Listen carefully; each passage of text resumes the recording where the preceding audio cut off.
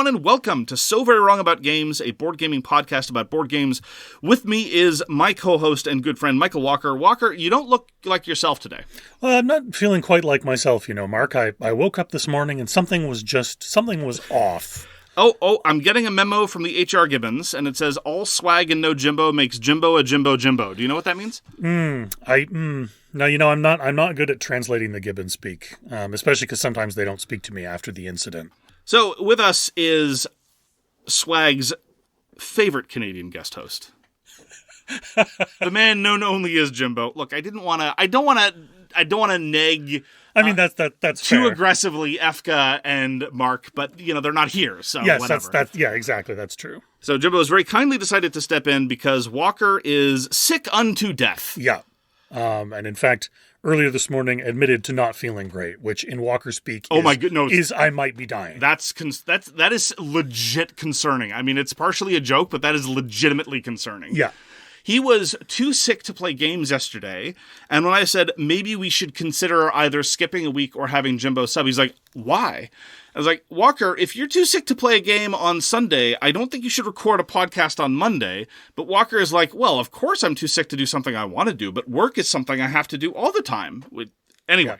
Yeah. This is Walker's dedication to the cause, listeners. It is, he would stagger in here, leaking black tar from his eyes and ears, and sit down to record rather than miss a day. And speaking selfishly, he would probably rather infect me with whatever he's got. It's just good for your immune system, Mark. Yeah. It'll toughen you right up. So we're going to talk about board games this week, Jimbo. We are going to give the listeners what they crave, that sweet, hot content right into their faces. We're going to talk about the as-yet unnamed retrospective intro segment, the AYURIS, where we talked about what Walker and I reviewed last year. We're going to talk about the games we played last week, the news, and why it doesn't matter. And our topic this week is a topic in your honor, and that is about frustrating randomness. I've never experienced frustration with randomness, Mark. That's just... Look, as a man who himself has pitched minor fits at a game table when things haven't been going his way, I am deeply sympathetic. This is a safe space. No one's listening. We can let out our deepest, darkest secrets. So our AYURIS this week is Revive.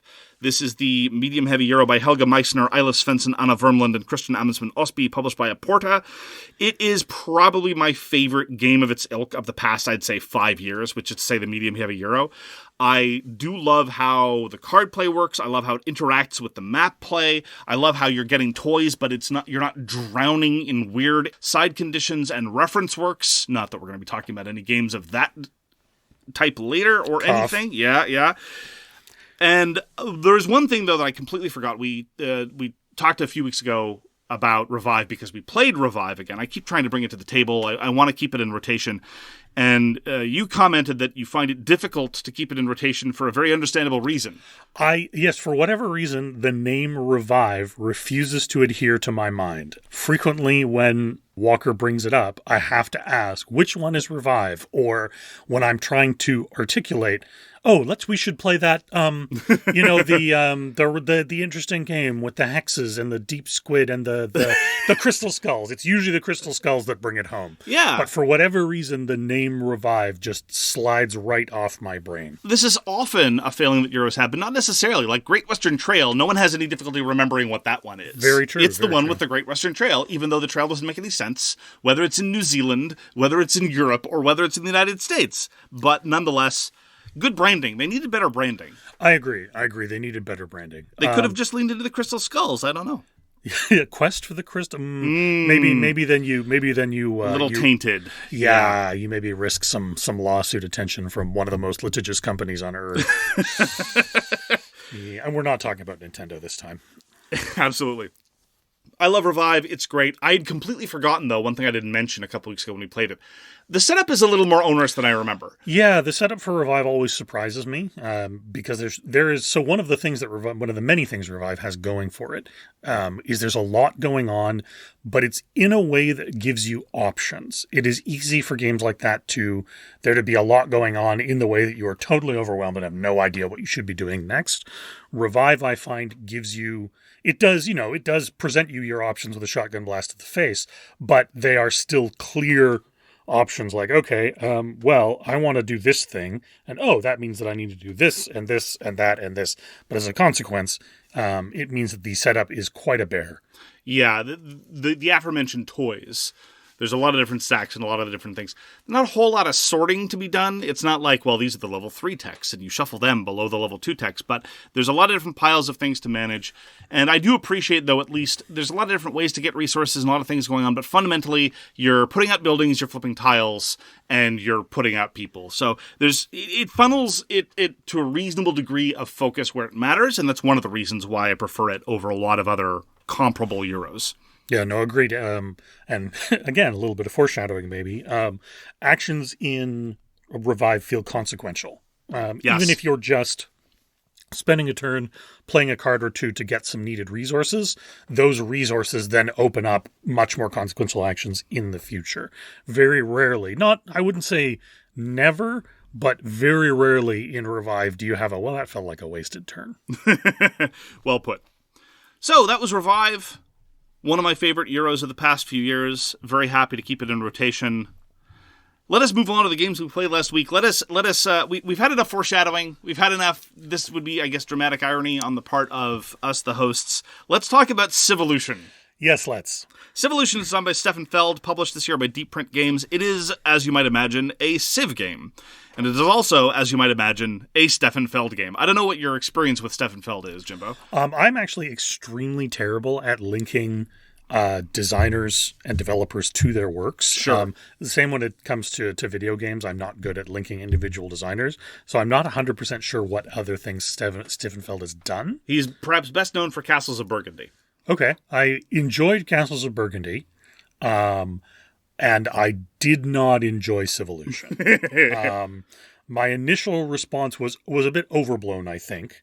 But I bounced off Civolution pretty hard. Quite contrary to what we were just talking about with Revive, I found that actions in Civolution frequently felt either inconsequential or impossible to achieve. They have a really interesting action... A console, they call it. Yes, a console with cardboard tiles in a lovely double-layered board that allow you to sock dice away to do the actions. The problem is that since you're randomly rolling dice, frequently those actions are out of reach. And now, again, as just about everyone will jump out of the weed and say, wait, there's mitigation of the randomness, Jimbo. It's not true randomness. Okay, there is. There is focus, which allows you to take one of your wooden pylons and treat it as a die of any face. And then there is ideas, which allow you to adjust a die up or down by one value. 6s wrap around to 1s. You may spend more than one idea. Focus is extremely thin on the ground. It's very difficult to get focus. The most common way is to take the sleep action, which I think we can all agree when overwhelmed, just have a little sleep. Yeah, you can get it, but it doesn't feel, as you say, satisfying. It takes 2 dice, and with those 2 dice, you could be playing a card or doing something else. So just wait. It feels like you're skipping a turn, so you can actually do the turn you want to do. Precisely. Now, despite that, despite my initial bouncing off, despite my initial hostility, I do want to go back to it because for example, one of my frustrations was I got, I think, 4 cards into play total. Which was very frustrating because some of the most interesting aspects of Civolution to me is the building up your console. But then I looked over at your console and you had 8 to 10 cards into play. So I think that was a me thing. That was my not grasping what I needed to do to get those cards into play. For one thing, ironically, for the card system, you can play the cards in different levels on your console from 1 to 5. And you only need to pay the resource cost for the level you're putting it in. So if, for example, the card says you need 2 wood, and then you need a brain, and then you need a sulfur. If you're putting it at level 1, you only need the 2 wood. But despite the fact that was clearly explained, my brain went, these are the resources. I must pay these resources. And you do get victory points for paying those resources, even if you're putting it at a lower level. But I definitely think that probably held me back a bit with that need to complete each of them for the most victory points. So the skill ceiling seems pretty high. But it's a skill that I don't tend to appreciate too much in strategy games, which is to say it's a system mastery thing. I think it's just about getting familiar with the system and making sure that you can take those turns as efficiently as possible. And so you're just learning how to Civolution better, as opposed to outplaying your opponents or outfoxing the game system.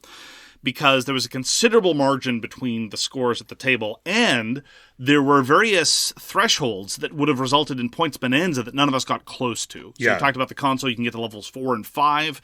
Every card you slot into level 4 and 5 is worth a lot of points, but only if you've activated level 4 and 5 in your console. None of us activated any additional levels. There are ways to do it, a small number of ways. No core ways. I hate it when that happens. So it's a significant... This never became an issue, so it was entirely theoretical. But I strongly dislike it when a large amount of points is gate-kept behind something that is not a core action or a core feature. It's okay, well, in other words, as a rules explainer, and maybe this is driving part of my dislike, I don't think all of it though, if someone asks, okay, how do I unlock level 4 and 5 in my console? It's like, well, there are 3 entirely disconnected ways it could happen. Put out all 4 of your settlements, or this track advancement over here, because of course there are tracks, of course. Anyway, I could go on about that element. Well, and it's particularly interesting, that aspect of it for me, because when I first looked, I was like, oh, there's lots of ways to unlock my level 4 or 5. No problem. Once the game actually started, that was when my brain caught up and went, oh, I have to go way out of my way to do these things. This is, Yeah. And unfortunately, as a result of spending a lot of the game feeling like I had a chain around my ankles, did not get those things unlocked. I want to unleash some particular rancor for the exploring mechanic. What could have been a really neat mechanic ends up being so arbitrary and desperately unsatisfying. So there are these hexes on the map that will be adjacent to face-down locations, and you can explore. And ideally, exploring 2 or more locations at once will give you a chunk of points. Not necessarily a big chunk, but a chunk of points. And will reveal some interesting locations. The points difference is massive. So on the first turn, Walker explored and got, I think, 5 to 8 points. I do not recall exactly how much. It was 12. It was 12? It was 12? It was double digits, yeah. It's a lot of points. And then in future turns, Mark was using a special ability to explore places that he wasn't even next to, and got on average, I think, 2. Yeah. Maybe 3 points. And a side effect then is that there are bad locations you can find, and the first explorer and then the second explorer flipped up 3 of them. So one location was a volcanic glacier that was just heck on Earth. Yes. And one location was a volcanic glacier prowled by grim wolves, which meant effectively that location just didn't exist for the purposes of the game. It was a bad place. It was a very bad place. Nobody goes there. Yeah, the grim wolves were a strangely thematic touchstone in an otherwise very abstract, unsatisfying... Yeah, I'd like to know more about these Grimwolves. I would also like to know more about these Grimwolves and the fact that they saunter into town and demand tribute. Yeah, do they have leather jackets and greased pompadours? I don't think so. Although they might be showing up in Season 2 of The Penguin. It's difficult to tell. Yeah, you never really know. Yeah, so to say that a Euro Civ game is pretty themeless is par for the course. And the dizzying array of actions, they can all be upgraded into level 3. That's why the console is double layer, because to upgrade them to level 2, you flip them over, then you remove them and you get level 3. I didn't find the upgrades particularly fun. Like, for example, the Explorer upgrade from level 2 to level 3 is you get 2 more points when you do the action. That's just a flat bonus on top of it. Fine, whatever. I mean, it's okay. Similarly, the action upgrades are relatively easy to come by, so I was hoping that was going to be more interesting, like that I would get a sense of customization, because one of the appeals of Civ games is you get to play with toys. Absolutely. I didn't really feel like I was playing much with toys. No, part of the problem is it felt like there was a padlock on the toy box, and that every so often you could, like, squeak the lid open a bit and maybe just pull a toy out with your fingertips and have it for a bit. And, like, I take no pleasure in this. Walker was very interested in this game, and anytime a game like this comes out, I want to like it. And it just, Civolution did not hit for me in a lot of different ways. I was less surprised frankly, because Stefan Feld is a very hit or miss designer for me. I'm not a huge fan of Castles Burgundy, but I think it's okay. I think that Luna was one of his better designs. Every once in a while he does something that strikes me as interesting. I actually like a lot of his, oh my goodness, I can't believe him. I like a lot of his early work. I like Notre Dame. I like In the Year of the Dragon. But since then, he's just been churning out point salad games after point salad games. And point salad games, broadly speaking, when they are rules dense, end up feeling like much ado about nothing. I'm just grappling with the system to eke out a couple more numbers here and there. And if you can do it with personality, that's great. But broadly speaking, personality is not, I think, Stefan Feld's strong suit when it comes to game design. And so consequently, it didn't have any of the historical appeal or toy factor appeal that a lot of other Civ games do. And I didn't find the core mechanical elements, because I'm not blind to the joys of system mastery. Oh, I enjoy, look, I'm a Magic Realm fan. Any Magic Realm fan must acknowledge that they have some appeal for system mastery. But ultimately, it's this dense network of actions, and it's not that you roll dice and activate. You need 2 dice to activate a specific space. Why are you building this potentially strategic game and then shackling you to these very narrow tactical horizons? Like, oh, I want to play a green card. I'd really be in a good position to get a green card. Oh, do you have a 6 and a 5? A 6 and a 5? Well, better luck next time, or waste a turn with sleep. Yeah, it really. I found it made it difficult. Again, not impossible, but difficult to plan a route forward. It was almost like you just had to, roll your dice, look at them, and be like, well, I guess this is just what I'm doing this turn. Now, and again, in the game's defense, there is a planning action that allows you to have a bunch of sort of pseudo dice set to one value, but that's the kicker, is the one value. Like, okay, I'm going to use a planning action. I'm going to turn these 2 dice, let's say I've upgraded it, into 3 5s. Well, now I'm only using those for 5s. So again, maybe grappling with it. And of course, everything we're saying, if you take a great deal of pleasure in grappling with systems and mastering them, this might absolutely be for you. This might be a game you adore. But for me, I found it I just felt like I was constantly being held back. Like I would, jump out the back door and leap off the porch only to be clotheslined by the leash. Yeah, this is definitely a Stefan Feld game for Stefan Feld stands. And just as one minor concluding note on that same topic, I think my first grave realization that something was weird was when we were looking at the scoring conditions. And there's some cleverness to be had in the scoring conditions, frankly. It's a little bit of an interesting evolution on the fundamental idea that Terra Mystic introduced, which is, well, this round you want to do this, but next round you want to do the other thing. And then there's endgame scoring, which will give you fewer points for all the things you didn't score during the game. And I thought that was kind of cool. But a lot of it is track-based. And going up the tracks, a lot of your progress up the tracks is going to be by playing the right kinds of cards. And getting the right kinds of cards is hard when your throughput is so narrow. Yep. So, for example, I got a wash of points because I was able to play Jewelry, which sent me 3 slots up the Prestige track. And the Prestige track was very remunerative for me over the course of the endgame scoring, and I just lucked into that card. It was just, there are a bunch of cards from that deck that might get you up the green track, and I just happened to stumble on a pretty good one. So, yay me, I guess. It's this awkward juxtaposition of system mastery and tactical reaction to what you're going to draw or roll that I find very strange. The other thing, I'm not sure myself how I feel about it. A Sidewinder once raised after a stream some frustration about if a game's end scores can be so disparate that tends to turn them off. And the end game scores for Civolution were exceptionally disparate, like 100 points different. To me, that speaks to that there's a high horizon for mastering the system, which doesn't surprise me because there are people who like to do that. If you really enjoy playing the same game over and over, specifically so as to come to grips with the mechanisms, then yeah, I think Civolution's got a lot for you. But at the same time, you have to also want to be able to play reactively to what the dice and the cards are giving you. So again, that doesn't sit well for me, but who's to say? Yeah, I'd be willing to play it again as well because there's a lot of stuff in there. I just don't think it coheres very well, and it's definitely not a vibe that speaks to my preferences. Yeah, no, same thing. I would like to go back to it to give it another shot. I'm trying very hard not to just dismiss games out of hand the first time I play them, but first impressions with Civolution left me kind of cold. That's Civolution by Stefan Feld, published by Deep Print Games this year. We also got to play Race for the Galaxy. Walker, this was perhaps one of the first times I've ever seen Walker have to leave the table. He was so sick. I think it's Race for the Galaxy that did him in.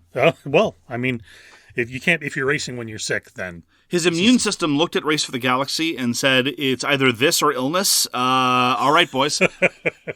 Tarps off, boys. Yep.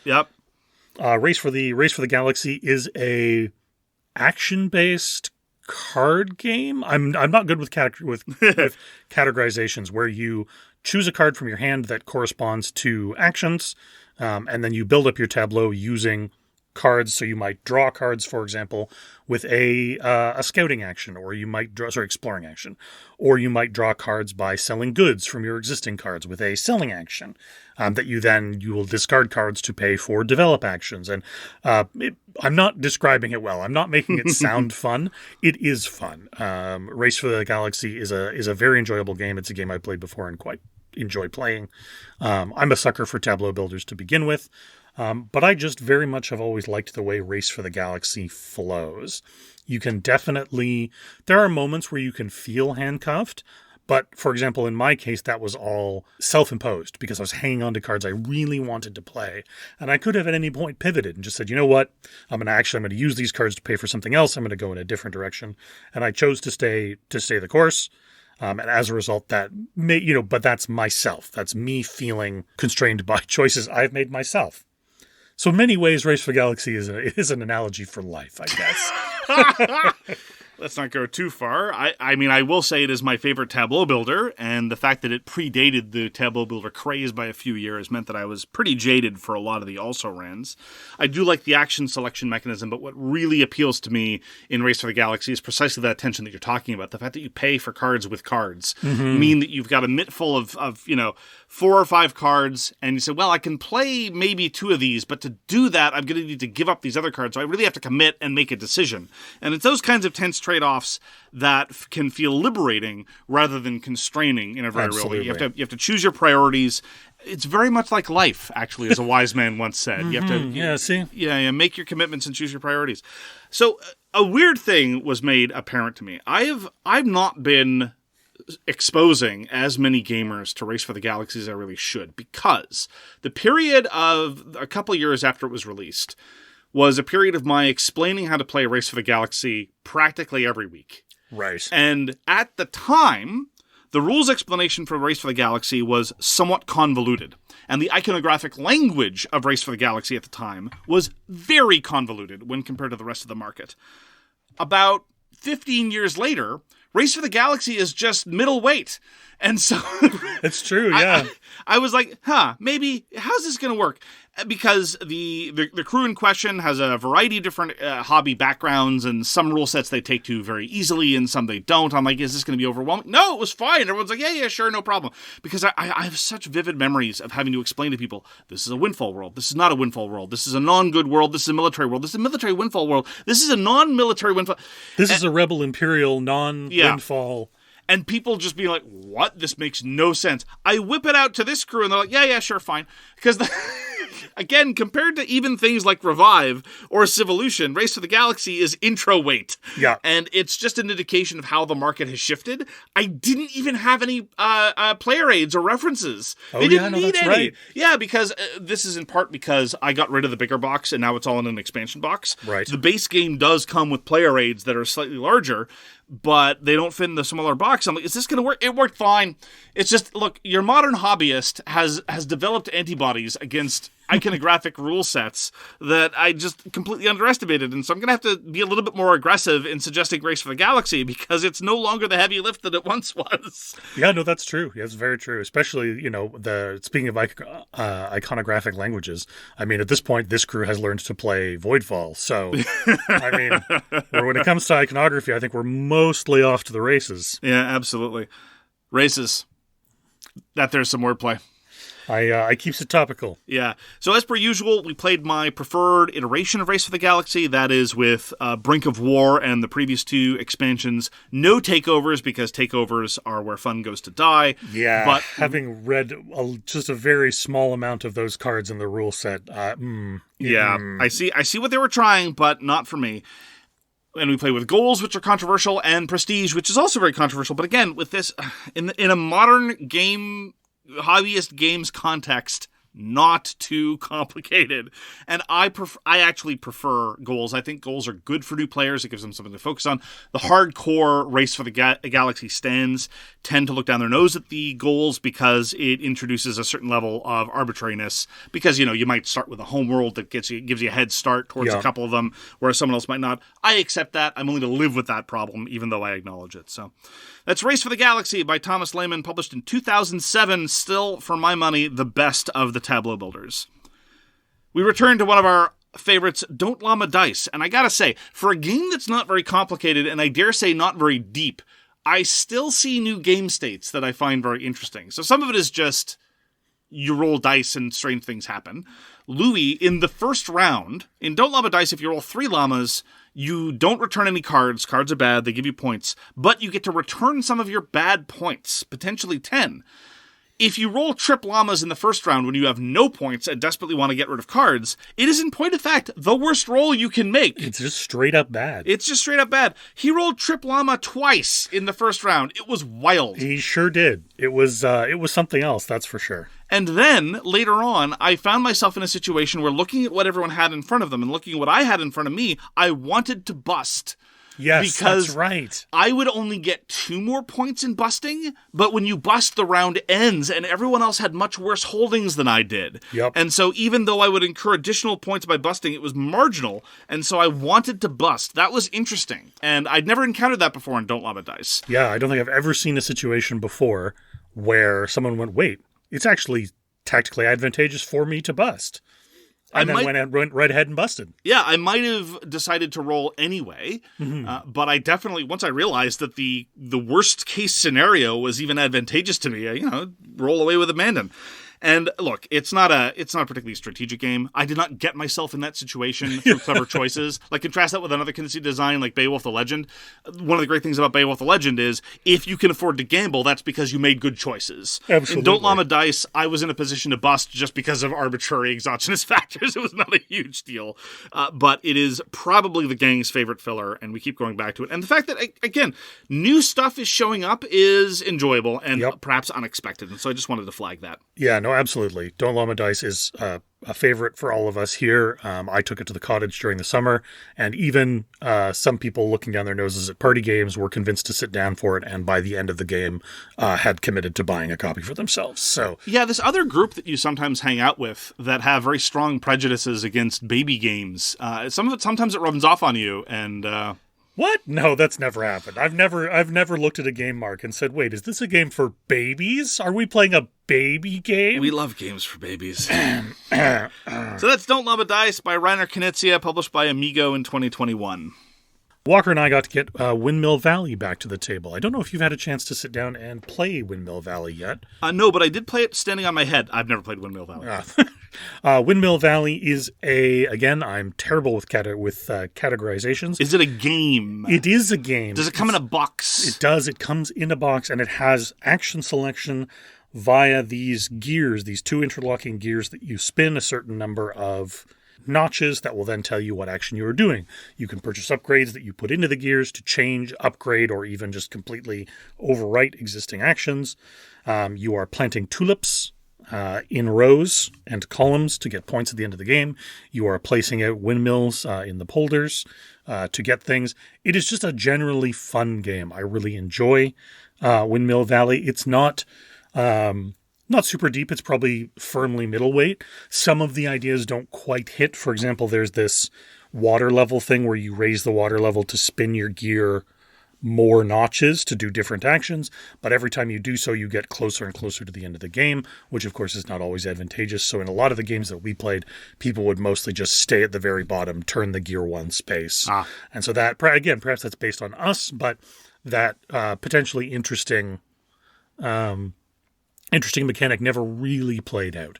There's a neat mechanic where you hire farmhands, and they can either come to the top of your board as a permanent upgrade. So, for example, when every time you plant tulips, you also get some points. Or every time you use a tool, you also get to build a windmill. Or you can put them at the bottom of your board to score endgame victory points. If you have 12 indigo tulips, then you get a bunch of points at the end of the game.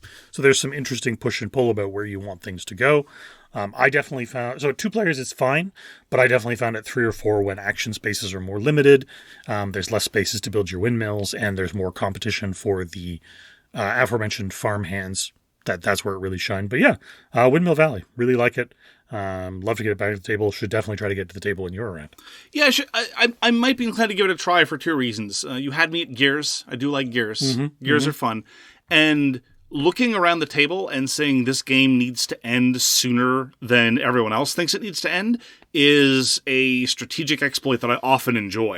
And so I'm not going to say that I'm necessarily going to be in a position to fiddle around with the water level, but those kinds of considerations are often the kinds of things that I enjoy playing around with, so who knows. Got to try the Isle of Cats Duel. This is part of the increasing trend lately to take lightweight Euro games, your Splendors, your Seven Wonderses, your Isle of Cats, and turn them into 2-player-only versions. This is a review copy we got from the designer, Frank West, at the City of Games, and this is, as you might expect from this trend, the 2-player-only version of the Isle of Cats. First off, a mild complaint, but it actually is of substantial... I think it substantially negatively impacts my enjoyment of the game. They're all fantasy cats. Oh, so it's a real cats? They're not real cats. They're not even like real cartoon cats. They're like fantasy cats and like weird like bifurcated tails and strange markings and all kinds of things. Cats are cute. You don't need to you don't need to riff on a proven design, I don't think. I seriously think that they could have improved the visual appeal for me and possibly for a lot of the market. And I'm not even a huge cat person, by just having these are the calico cats and these are the black cats and these are the white. I think that would have been great. Absolutely. Instead, we've got the same sort of mystical cat species that we encountered in Race to the Raft. Race to the Raft is the co-op logic puzzle card-laying version that we played in the same universe, and indeed the theming and the universe is exactly the same as Isle of Cats. A salient difference between Isle of Cats and Isle of Cats Duel is that Isle of Cats had a weird sort of currency system and card drafting element. You play some cards to queue up and take some things. Now what you have is not entirely unlike Patchwork or other duel games of that nature. In the Isle of Cats Duel, you just move the marker, the magical cat, a couple of spaces or more, and then choose one of the things that it passes over. So either a cat to add to your board, or a card that might let you score things. It is a very pleasant polyomino tiling experience. You're mostly just trying to cover up rats on your ship. You're trying to fill up rooms, and you're trying to create clusters of like-colored cats. They're called families. It's a game about family. Maybe they should have themed it around the Fast and the Furious franchise. But anyway. Felines and the Furious? Nailed it. So, the Isle of Cats Duel is quick and cheerful, and if you like the Isle of Cats, I think it is definitely worth a look. It is slightly more streamlined, much more to the point than its progenitor. This is largely something that you would expect from a duelification of it. I don't know if I would recommend it over a lot of the other straightforward polyomino experiences. It's roughly on a par, I think, with something like Baron Park or a lot of the other Uwe Rosenberg pure polyomino experiences. So it's definitely not in the same league or trying to be in the same league as something like A Feast for Odin or anything of that ilk. But I did get to engage in the standard polyomino pleasantries of taking a cute little tile and trying to figure out if it'll fit really nicely, and at the same time layering on top of that other scoring conditions. And it definitely doesn't crack my head wide open like Calico does. Calico is, logic puzzle masquerading as a game about cats, whereas at least in the Isle of Cats Duel, the cats may be fantastical, but you're actually just laying out cats for the most part. I enjoyed the Isle of Cats Duel. I would go back to it again. It is not particularly deep, but I did like that the scoring conditions weren't particularly baroque. It wasn't a whole lot of intersecting math like you might encounter again in Calico, just to pick on that. And it did seem more satisfying than a lot of the other nature-themed tile layers of late, so like your Cascadia, your Cascadias and games of that ilk. So the Isle of Cats Duel is light and effervescent and pretty charming, but again, I kind of wish it had real cats. Yeah, no, that seems like a bit of an oversight. I would prefer real cats myself, I think.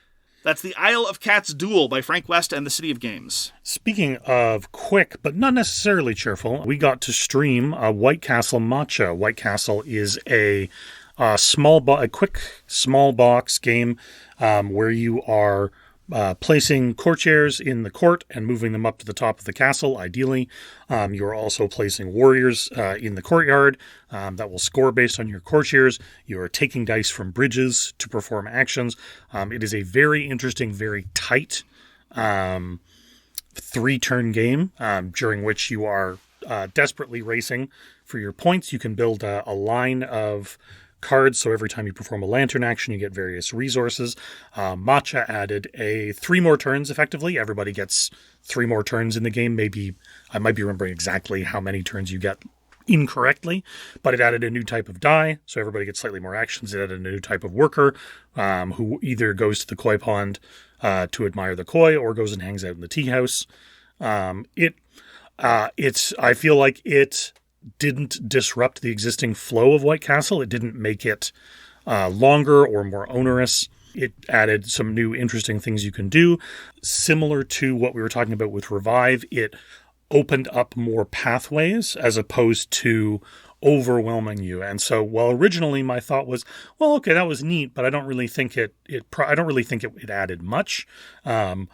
The more I thought about it, the more I actually think, no, this was a really good addition. It makes the game a touch longer, only a little bit longer, but it opens up your options. I felt quite significantly and really enjoyed White Castle Matcha. That sounds like a good trade to make. I haven't played the expansion yet.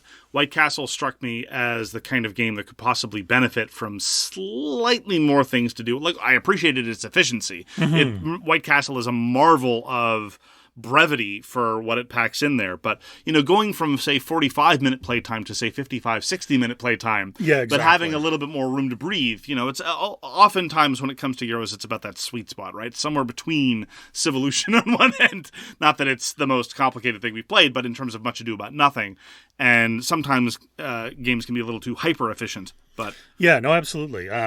It's funny because on the one hand, I kind of want to gush about it just because it was good. I think it added a lot, but there's not much else to say. If you enjoy White Castle, I strongly recommend picking up the Matcha expansion. Everybody at the table seemed to have a really good time with it, and that was White Castle Matcha. It was really good. Yeah, I've been meaning to get back to White Castle. Finally, for me, got to play Battalion War of the Ancients. This is a review copy we got from the publisher. This is by Paolo Mori and Francesca Soracci. This is the same design team that did Pocket Battles. And Paolo Mori has done a number of designs that we very much like Dogs of War, like Ethnos. Definitely some of our favorites here at So Very Wrong About Games. And this is the second time I've played Battalion War of the Ancients. It is a very, very straightforward and focused game of command and control. This is not so much about a slugfest. This is about managing your command resources and not overcommitting. And every time you take damage, every time it's your turn to activate something, you have to manipulate your finite pool of command tokens. Which is really a problem because taking your command tokens back is more or less how you lose. That is effectively the loss condition. How many times have you been forced to regroup? And I really appreciate that. It's counterintuitive when compared to a lot of other similarly weighted war-ish themed games. It's not a war game by any stretch of the imagination. It doesn't seek to have any level of verisimilitude, but it does seek to model this challenge of command and control. So in that sense, it actually feels a lot more simulationist than you might expect. Than you might expect. Again, I'm not asserting that this is the kind of thing that's going to appeal to consummers by any stretch of the imagination, but it's much more satisfying in terms of command and control than a lot of other even heavier war games where it's just activate all your units one at a time. It's like, okay, fine, whatever.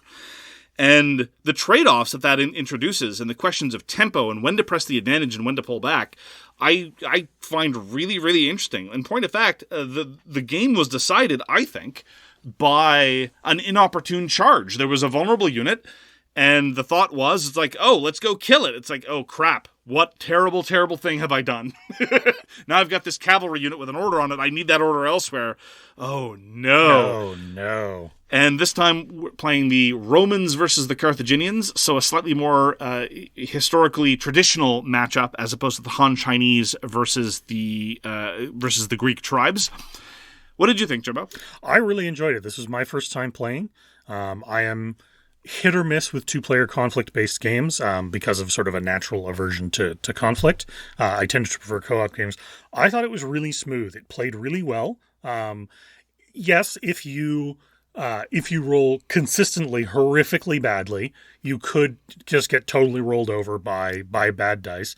But the numbers, in my opinion, on the various units are not only reasonable, something we'll touch on later, but they make sense. For example, an archer unit needing 7s or 8s on a D8 when stuck in melee combat makes sense to me. You know, they're meant to be shooting things, not in combat cudgeling each other.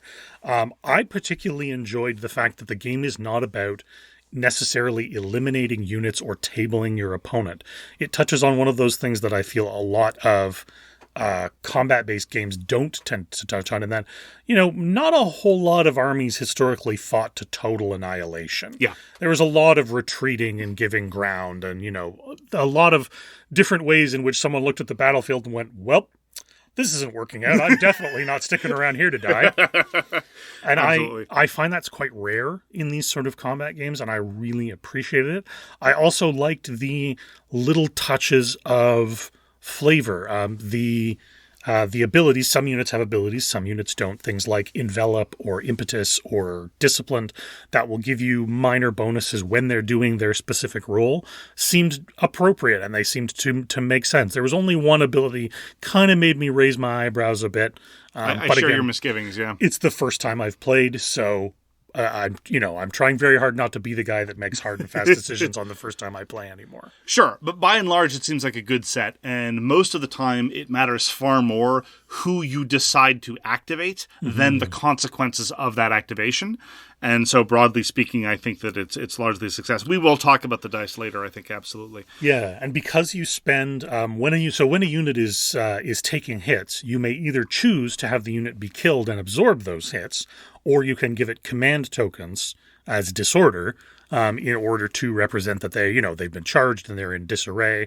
And so there's this very interesting push and pull where I would really like to keep this unit alive, but I need commands to do other things this round, so I'm not forced to rally and draw from my rapidly depleting deck. So you have to, it's very consequential decisions, borderline painful, where you're like, yeah, I really don't want this unit to die, but I really need these commands, so I think I might just have to let them go.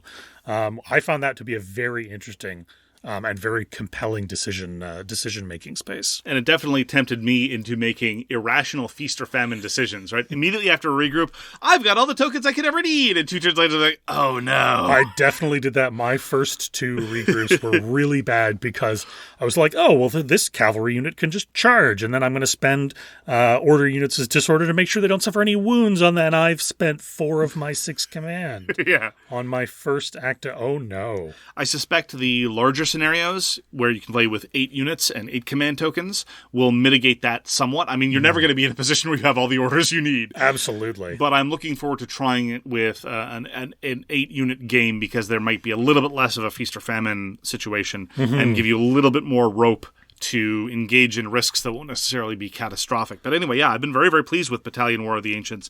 I hope this is a game system that Osprey supports because Pocket Battles had many factions released.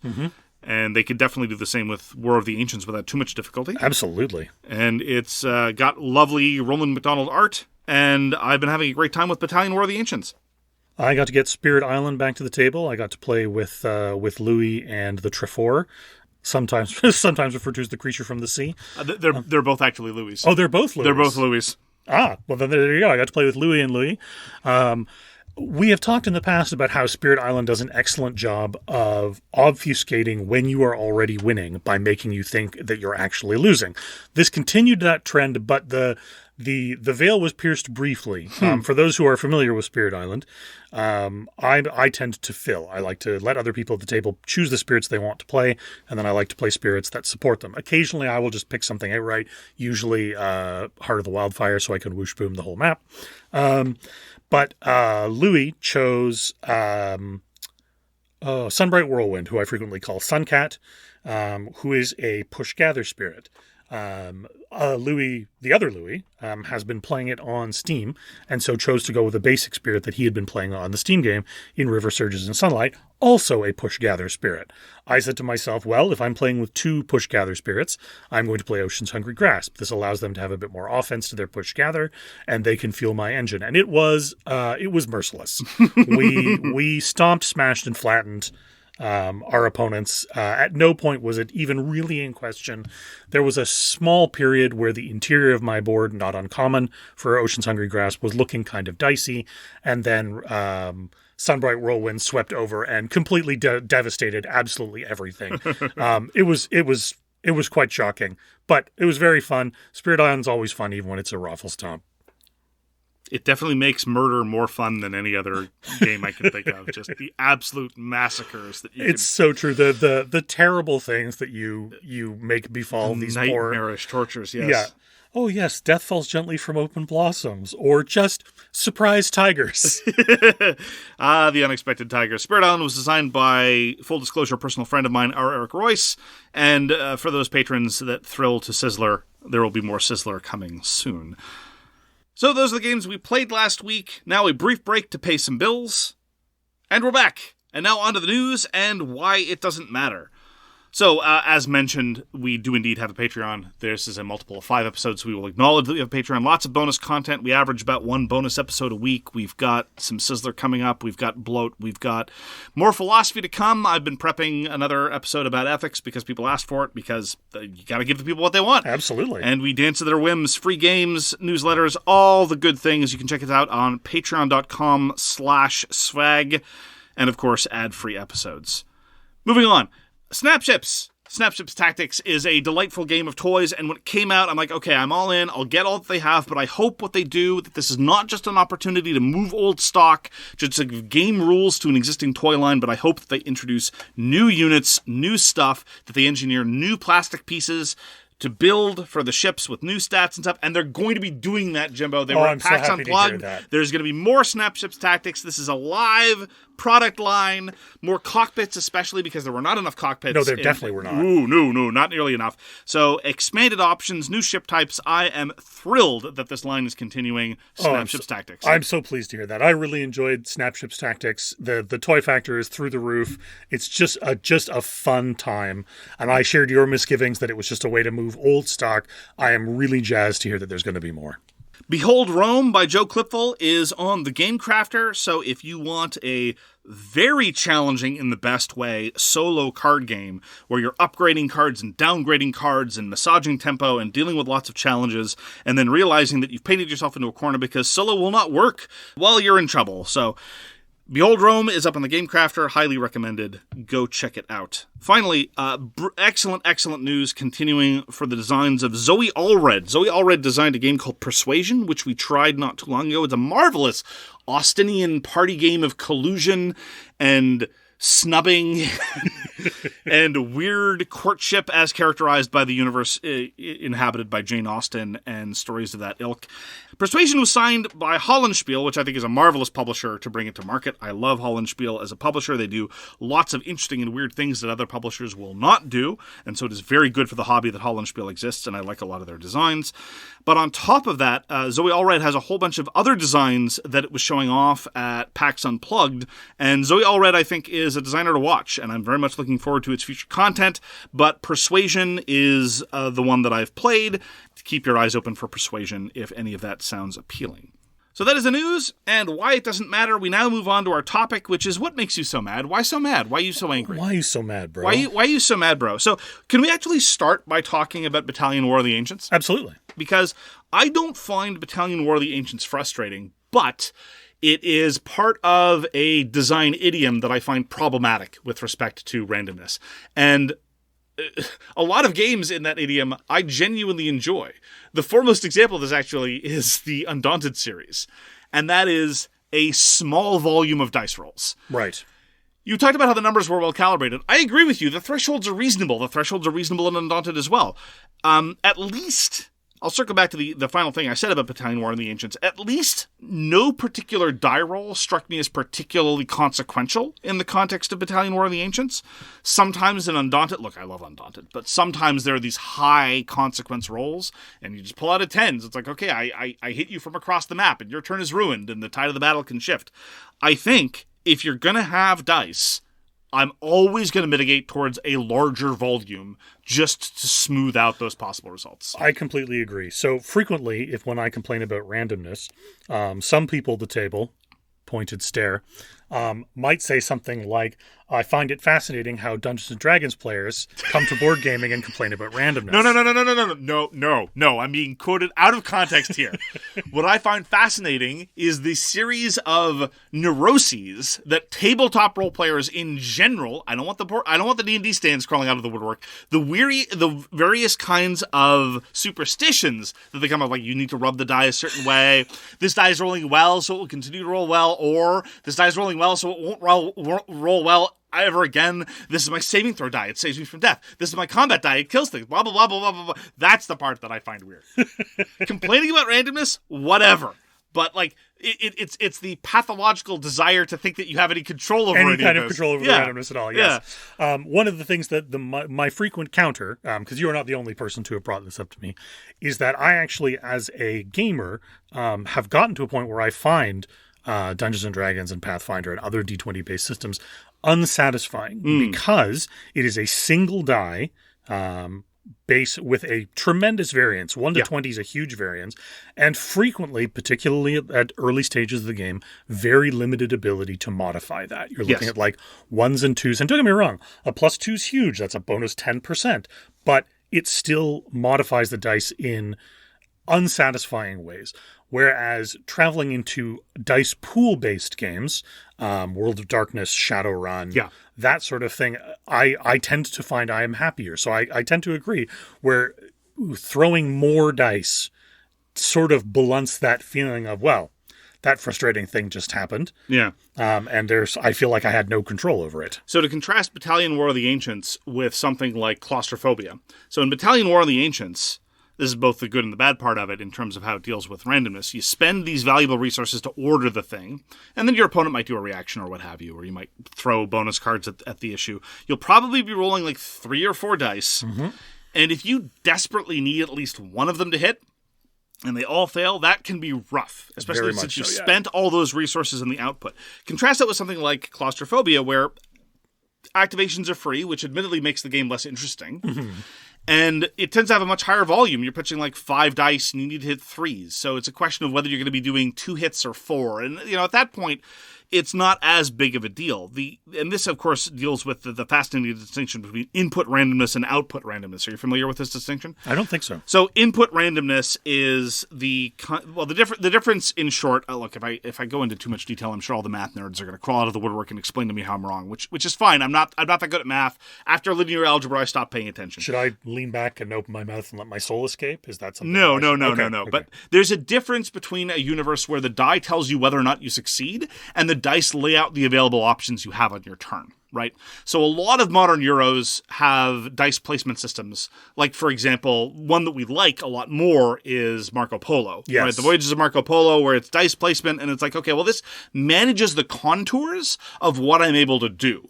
And it tends to be less of a hard, you can't do that. It's just a question of how much do I have to pay? Am I going to get more of this resource or the other? White Castle is the same way. Exactly. White Castle is the same way. The contours of what you're going to do, as opposed to giving you a hard. Well, there are some situations, but that's frequently engineered by other players. Sure. As opposed to something where, like, I played a game called Burning Suns with you once, where it was a worker placement sci-fi game, and you place the worker, and then you roll a die to see if the thing works. And it's like, no. Overall, it massaged that system relatively well. It wasn't as awful, but just as a facial idea, like, why bother? Why are you doing this? You're not adding anything to this. And again, if it's going to be a low volume of die rolls that determine whether or not you get to take your turn, it's messed up. And circling back to Civolution, it's really frustrating when you've got a relatively small pool of dice. You typically have something like 6 to 8 dice. It takes 2 dice of specific values to do anything. And yeah, you can end up doing any action you want after you skip the necessary number of turns. Yep. That's not awesome. No, that feels frustrating. So can you recall specific instances in which, at any kind of gaming table situation, where you pitched your roll or drew a card or something and you just wanted to blow your top? Because I've got a couple. Oh, yeah, absolutely. A lot of it in Dungeons & Dragons or Pathfinder 2nd Edition.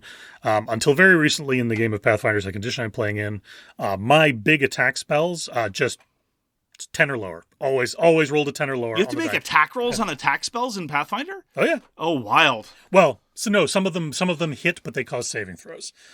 Which, ironically, here's one of the things that I have to acknowledge about myself is that my reaction to randomness is itself unpredictable based on what kind of randomness it is. So, for example, if I have to make a spell attack roll and I miss consistently, I find that frustrating. If I have a spell that hits, but the opponent makes a saving throw to mitigate the effect, and they consistently roll well, that does not frustrate me for some reason. It's the old trick that Games Workshop first introduced. And for all the crap that I give to Games Workshop games, and I really don't like most Games Workshop games, they're onto something, like making an armor roll, even though it's tedious, and oh my goodness, the cross-referencing that it involves, and just how long the turn gets, and how burdensome a simple attack is in a tabletop miniatures rule set. It gives the opponent something to do. Absolutely. And if they succeed on an armor save roll, I agree with you. It is psychologically different to have them succeed at their test versus my failing at my check. Yep. The clearest example I've ever seen is we were quite into Descent for a while. Descent uses a variety of different colored dice, and you always roll, I believe it's the blue die. And the blue die has on it, one of its 6 sides is an X, which is you just miss. Which felt, and I'm not saying it felt desperately unsatisfying. Yeah. To roll a huge handful of dice and see that lone blue X pull up. When they ported that dice system to Star Wars for Imperial Assault, they removed the X from the blue die. Instead, enemies rolled either black dice if they were armored, or white dice if they were light units. And the white die, in defense, yes. And the white die had a dodge symbol. Effectively the same thing. Yeah. But much less unsatisfying in that case, and partially because the heavy units just didn't randomly dodge. But that changing it from you just miss. Yeah.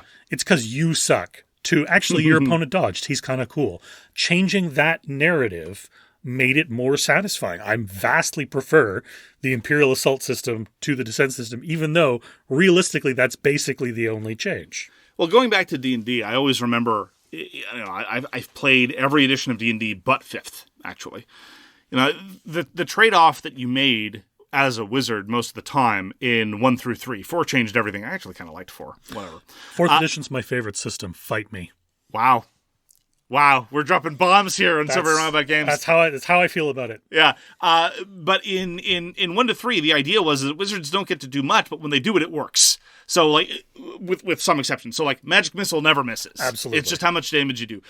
If your opponent makes a saving throw on Fireball, it halves the damage, but they're still going to get cooked. Yeah. And that, I felt, was entirely appropriate, given the fact that they had a very finite pool of resources. And then there were other spells where it was an all-or-nothing thing. And it's like, no. And whenever I was in a position to do that, if it's going to be something that you have to save up to do, I mean, make it work. Like, Gloomhaven kind of understood this to a certain extent, right? Even if you completely miss on your massive attack, if it loads on status effects, the status effects still work. Gloomhaven really nailed for me a solid stance between purely deterministic gaming and just the right amount of, because especially once you start being able to modify your own attack deck. Yeah. I really, really enjoyed how they did that. It's like a very, very, very customizable die. Yeah, absolutely. And I totally understand why customizable dice aren't a regular thing. It's a huge pain in the butt. But yeah, they really nailed that sort of thing. But you're right. It's part of it is the big thing, right? To continue to go back to the Pathfinder Dungeons & Dragons example, if I miss with a low-level spell, it's still a resource. I've still saved up a resource and used it, but it doesn't feel as bad as pulling out your big, holy ray, being like, ha-ha, sad face. Yeah, absolutely. It's weird. The most frustrating thing that I find, and this is not because I'm some great soul or anything, is that when my opponent just cannot catch a break. I know.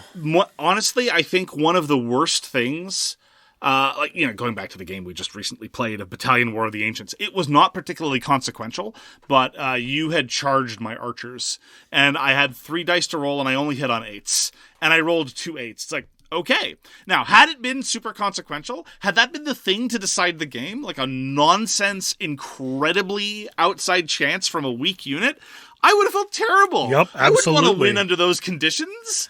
Like, I in the same way that I don't want to win because I roll all 1s, I hate winning on all 8s even more. Absolutely. On an 8-sided die. One of the things that pushed me out of wargaming, and this may be my own collection of neuroses, is if the dice are just consistently smacking my opponent, and my opponent's getting frustrated and they're not having fun, I'm picking up on them not having fun, and now I'm not having fun, and now neither of us are having fun, and why are we playing this game? Honestly, that was one of the downsides of Infinity, because the way Infinity handles math on Tabletop Miniatures Wargame is brilliant. There's the possibility of outside shots working, strange things happen, but by and large, if you can master the numbers, you will exert a reliable but not insurmountable advantage in terms of applying usually firepower.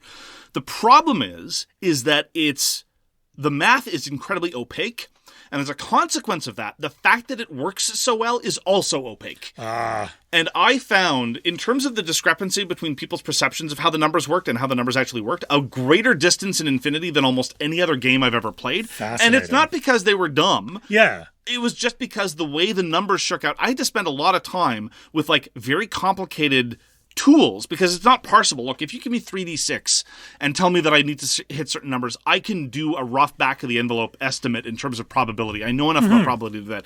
Infinity rolls where I'm rolling 3d20 and the opponent's rolling 2d20 and higher rolls cancel out lower rolls, and then I just can't do it. I just have no conception. So that I spent hours, just because I found it interesting, on websites that would calculate the odds for you and tell you the probability of various results happening. And that made me realize how great the curves were for almost every action in Infinity, almost.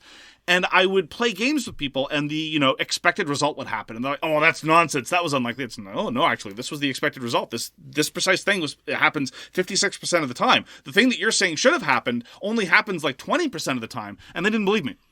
And I respect that, because I only knew it because I'd seen it. Yeah, because you'd put the extra research into it. Yeah, and so consequently, it was dealing with, I would get frustrated on occasion when the expected result didn't happen, of course. Oh, yeah, absolutely. But more often, in the case of Infinity, the frustration came from my opponents who expected something to work when they shouldn't have. Right. And again, not because they were good, it's because the math behind Infinity was so cool, it was just too intricate to be immediately transparent. Sufficiently opaque that it was not simple to grok what your percentage chances of success were. Absolutely. And it also did the other thing that I've been talking about. It had the advantage of large volumes of dice most of the time. And there's something satisfying and dramatic about a fistful of D20s, oh, absolutely. Right? Yeah, 100%. or some of those war games where you get together 35 D6 and just dump them all out on the table. Yeah. Because it's also good that generates drama, because the more deterministic your dice system is, the less drama you're going to have in the results. So you might as well have a little bit of spectacle thrown in there. Yeah, it's a strange dichotomy where the more you take, the more deterministic and thus perhaps the more satisfying for some people it is, the less drama there is, the less heart-stopping moments, the less cheering moments. By taking out some of that randomness, you risk losing a certain degree of flair. Yep. That said, I get exceptionally frustrated when games, usually board games, but there are other types of games, settle on double randomness as their chosen option. Sure.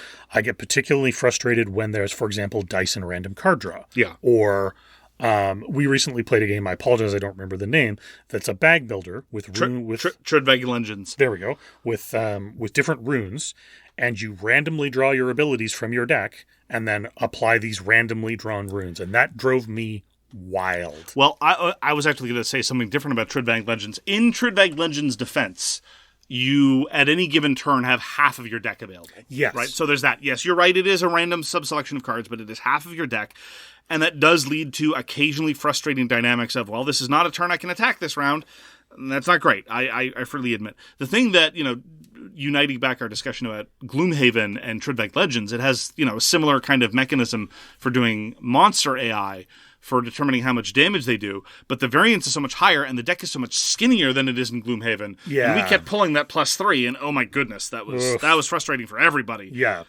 Nobody wanted to touch that deck by the end of it. Yeah, and you can, logically, it's just bad luck. This is an outside chance that keeps happening. Yeah. That's, it's the same, I don't know, let's say that deck is 10 cards. It's the same 1 in 10 chance. We have just as much chance of drawing any other number. Yeah. But after the 3rd or 4th time it happens, you're just kind of like, okay, I'm starting to maybe think that maybe we should just walk away. Maybe we should. We had a very similar experience playing Kingdom Death Monster, where we drew the murder event. Yeah. I want to say 6 camp events in a row. It was wild. Just murder. It got to the point now, we're not hardcore. Whatever, as soon as the dice, as soon as everything hits the table, it must be. But by and large, we will stay with things as they go. It got to the point that we would just be like, okay, so we flip the first event, it's murder, we ignore it, and we flip an actual event. Yeah, it just became routine. We don't engage in judicious cheating much with co-op games. But, if you're going to cheat, if you're going to engage in cheating, Kingdom Death Monster is a pretty good candidate at that point. Yeah, Kingdom Death Monster is another example, in my opinion, of a game that both has satisfying randomness in the monster battles and incredibly unsatisfying randomness in the hunt events. Yeah. Early on, your rolls against most of the monsters are going to suck. Your gear is not up to par. Your stats are not up to par.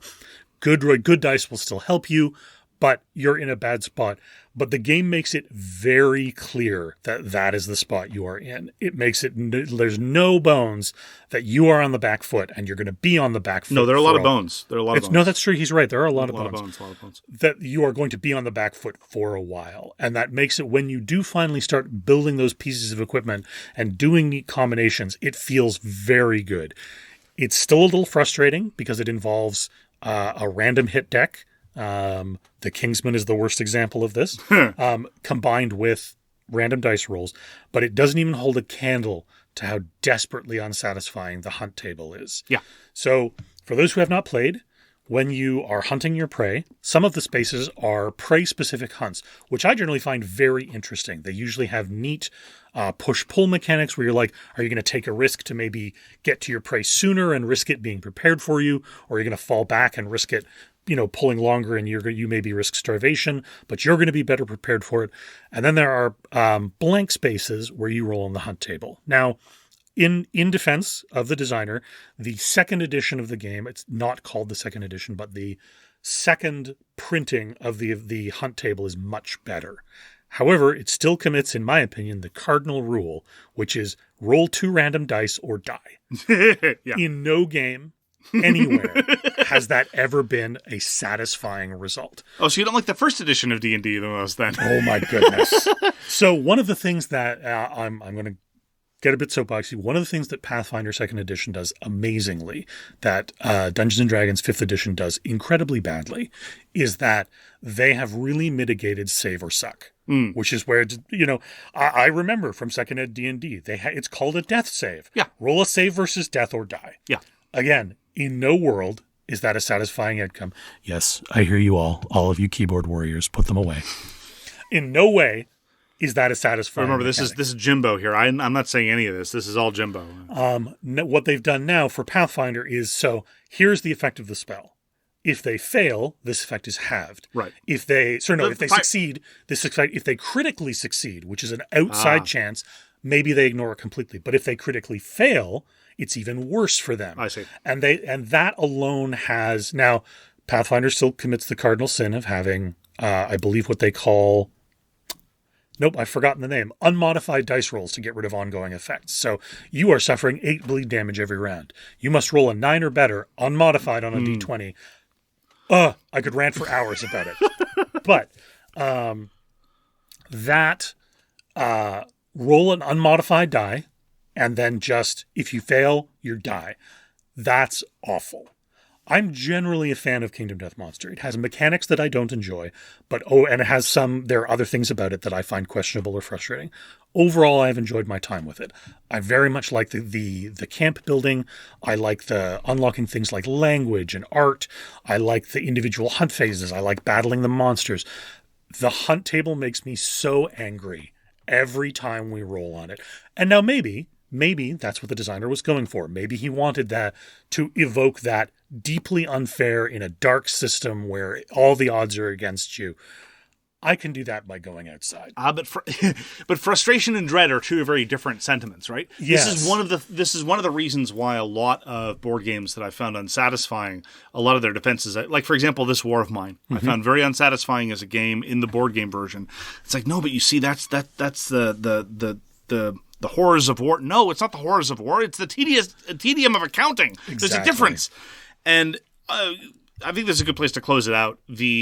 The thing that Kingdom Death Monster does, I don't have the same problem that you do when there are dice that interact with cards, right? So, for example, Battle or any of the Commands and Colors series, that doesn't bother me because the cards determine the contour of what you're able to do, and then so it has both the input and output styles of randomness. The cards determine the contours of what you're able to do, and then sometimes the dice rolls break a bad way, but on average, most of the systems you're going to have enough volume of dice that you're going to get the expected results, broadly speaking, and so the better player tends to the scenario balance is also suspect. Setting all that aside, the compounding factor that I find deeply frustrating, and Kingdom Death Monster is a great example, is that you get to deal with the arbitrary random hunt events that get you to the arbitrary random battle that get you to the arbitrary random settlement events, right?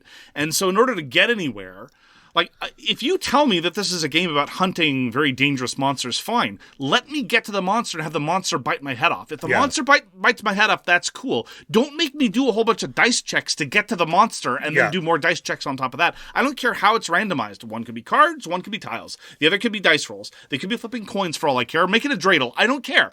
The point is that it's compounding in a weird kind of sense. It's like, what if you had to do more dangerous things before it? Look, you have identified the cool, dangerous thing. Yeah. Fighting a monster is a cool, dangerous thing. Very much so. Telling me, it's flavorful, but it's not satisfying for me. It's like, oh, you took a wrong turn, you get swallowed up by the darkness and die. I know the universe is dangerous. Yeah.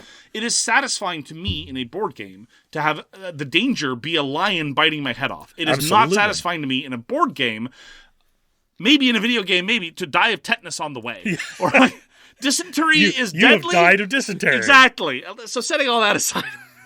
So having skewered a variety of D&D systems as well as the beloved Oregon Trail. Indeed. That's going to do it for this week for So Very Wrong About Games. Thank you, Jimbo, very much for stepping in. Thank you for having me. For Michael Walker. We will be returning to our regular form of nonsense, assuming that Walker is once again at a functional level. Thank you so much for joining us. Thank you for spending some time with us. We hope that you take care of your hobby, take care of yourselves. Self-care is a moral obligation. And as always, thank you, Rules Explainer. Bye, everyone. Bye-bye. You've been listening to So Very Wrong About Games, a board gaming podcast about board games produced by Michael Walker and edited by Mark Bigney. You can find all our information at SoWrongGames.com. Special thanks to What Does It Eat for allowing us to use their most excellent song, FOS, as our intro. You can find them at WhatDoesItEat.com. We hope to see you again soon, and as always, try to be right, but remember, you're so very wrong.